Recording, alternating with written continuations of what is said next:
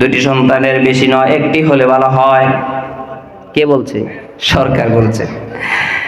দুটি সন্তানের বেশি নয়, একটি হলে ভালো হয়। কিন্তু আমার রাসূল বলেন আমার উম্মত বেশি দরকার, আমার উম্মত বাড়াও। যেই ঘরের ভিতরে উম্মত বাড়বে, যেই ঘরের ভিতরে সন্তান বেশি হবে, ওই ঘরের ভিতরে আল্লাহ তাআলা শান্তির রহমত বর্ষিত করে দিবে। সুবহানাল্লাহ, বরকত দিয়ে দিবে যেই ঘরের ভিতরে সন্তান। আপনার একটা ছোট্ট বাচ্চা আছে, এই ছোট্ট বাচ্চাটার দোয়ায় আল্লাহ তাআলা ঘরের ভিতরে রহমত বরকত দিতেছে। সুবহানাল্লাহ।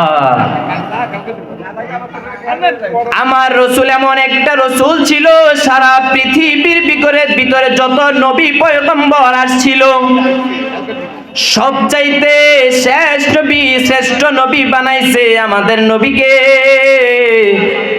নবীকে বানাইলো শ্রেষ্ঠ নবী। এই নবীজি এমন একজন নবী ছিলেন, রাহমাতুল লিল আলামিন নবী ছিলেন। নবীজি একদিন কাফেরের বাড়ি দিয়া যাইতেছে, যাওয়ার সময় দেখতেছে একটা হরিণী বাইদা রাখছে। একটা হরিণী কি করে রাখছে? কথা কয় না, বাইদা রাখছে। হরিণী রাসূলের সাথে কথা বলে, ও ইয়া রাসূলুল্লাহ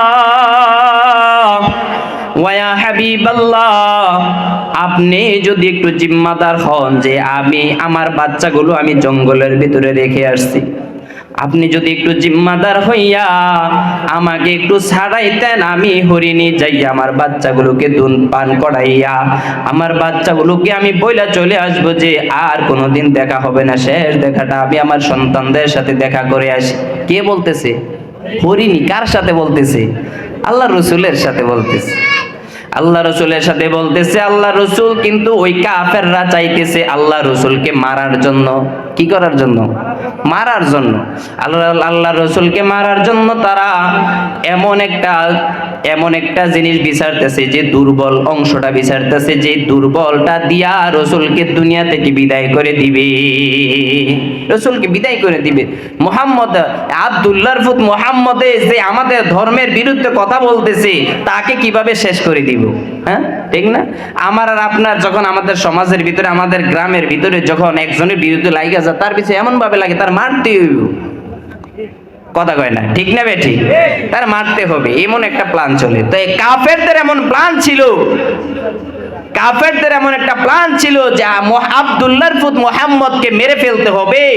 যখন এই সুযোগটা পাইছে, তখন বলতেছে, মুহাম্মদ বলতেছে, হে হরিণী, তুমি যদি না আসো তাহলে কিন্তু আমি তাদের কাছে লাঞ্ছিত অবহেলিত হয়ে যাব, লাঞ্ছিত অবহেলিত হয়ে যাব। এই কথা বলার পরে যখন বলল, হরিণী বলল যে ইয়া রাসূলুল্লাহ ইয়া হাবিবাল্লাহ, আমি ঠিক সময় আপনার কাছে উপস্থিত হয়ে যাব। আপনি আমাকে এতটুকু সময় আমাকে দেন, আমি এইটুকু সময়ের ভিতরে আমি চলে আসবো ইয়া মুহাম্মদ। আমার রাসূল যে কাফেরের কাছে বলতেছে, কাফের রে, তোমরা যদি এই হরিণটাকে আমাকে জিম্মা করিয়া তোমরা যদি হরিণটাকে ছেড়ে দাও, হরিণটাকে ছেড়ে দাও, হরিণটা যাইয়া দুধ পান করাইয়া হরিণী চলে আসবে, কিন্তু আমি জিম্মা হয়ে আসবো যতক্ষণ পর্যন্ত না আসি। কেমন একটা কঠিন জায়গার ভিতরে মুহাম্মদ পড়ছে না? এমন একটা কঠিন সময়ের ভিতরে পড়ছে। যদি সময়ের বাইর হয় তাহলে রাসূলকে কি করে ফেলবে? মেরে ফেলবে। তারা এমন একটা জিনিস বাইর করবো, রাসূলকে যেন হেনস্থা করা যায়, মারা যায়, মারতে পারে। এই কথাটা বইলা তখন কাফেররা কয়, এমন একটা ফন্দি পাইছি, তাহলে যা মুহাম্মদের মারা যাবে। হরিণী কি আইব নাকি? তারা কি বোঝে নাকি হরিণী আর মুহাম্মদের সম্পর্কটা কি? সুবহানাল্লাহ, আল্লাহু আকবার। আরে জোরে বলি আল্লাহু আকবার। হরিণী এই কথা বলিয়া যখন মুহাম্মদ বলেছে, এই কথা বলার পরে হরিণী মুহাম্মদের কাছে বইলা চইলা গেল, দেউরাইয়া জঙ্গলের ভিতরে চলে গেল। বাচ্চাগুলোর কাছে যাইয়া বলতেছে, বাচ্চাগুলোকে বলতেছে, আমার বাচ্চাগুলো শোনো শোনো শোনো, মুহাম্মদকে জিম্মা রাইখা আমি চলে আসছি তোমাদেরকে দুধ পান করার জন্য। তোমরা যদি দেরি করো তাহলে মুহাম্মদকে তারা মেরে ফেলবে। তোমরা তাড়াতাড়ি দুধ খাও, দুধ খেয়ে আমাকে ছেড়ে দাও, আমার সাথে আর দেখা হবে না।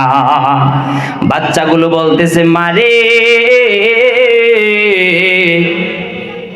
কে এমন একটা ব্যক্তি যেই ব্যক্তিটা জিম্মা হইয়া তোমার জীবনটা দিয়া দিছে আমাদের জন্য, তুমি যদি নাও যাও তাহলে তাকে মেরে ফেলবে এমন কঠিন মুহূর্তে থাইকা কিন্তু তোমাকে ছেড়ে দিয়েছে। ওরে মা, ওই মুহাম্মদের চেহারা দেখা আগ পর্যন্ত আমরা দুধ পান করব না। সুবহানাল্লাহ।